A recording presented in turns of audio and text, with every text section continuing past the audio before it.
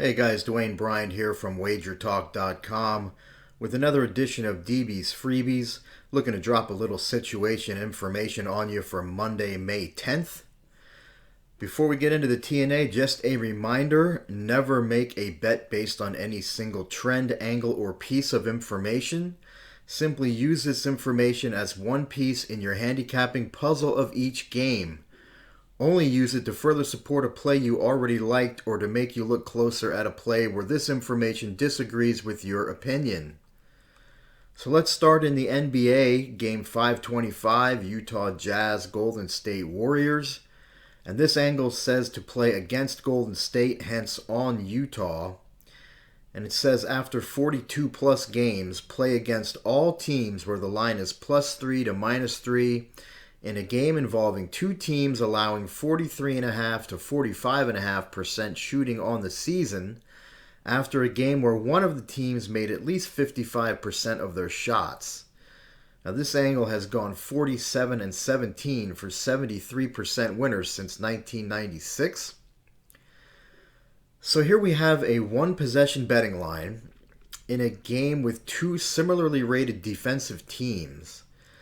And one of the teams, Golden State in this case, is coming off a game in which they shot well above their average. Golden State shot 58% from the field against Oklahoma City on Saturday. And that puts them squarely into what I call my what goes up must come down category. And based on this angle, coming down is exactly what happens. So I'll be giving Utah a closer look in this one. Let's move to Game 527, Houston Rockets at the Portland Trailblazers. This angle recommends a play on Portland, and it says after 42 plus games, play on any team with a point differential of +3 to -3 points per game.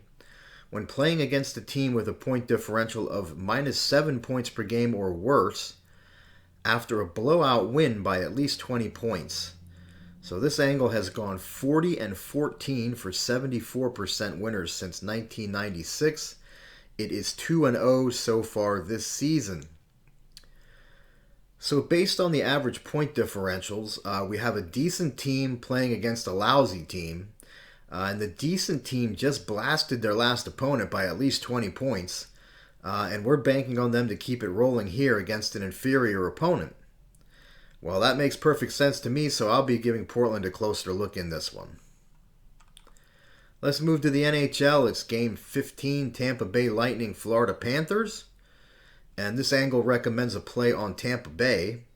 And it says in the second half of the season, play on road teams revenging a blowout loss of 4 goals or more in a game involving two good teams with win percentages of 60 to 70%. Now this angle has gone 26-10, 72% winners since 1997. So it's the second half of the season, so we have a pretty good idea of which teams are good and which are not. And these two teams are not only good, but pretty evenly matched based on the similar win percentages. So when one of these teams completely embarrasses the other, the team that gets embarrassed tends to come out strong in the rematch and get their revenge.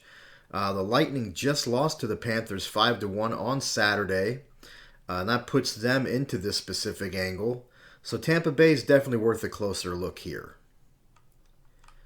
Let's move to Game 21, Colorado Avalanche, Vegas Golden Knights. This recommends a play against Colorado, hence on Vegas.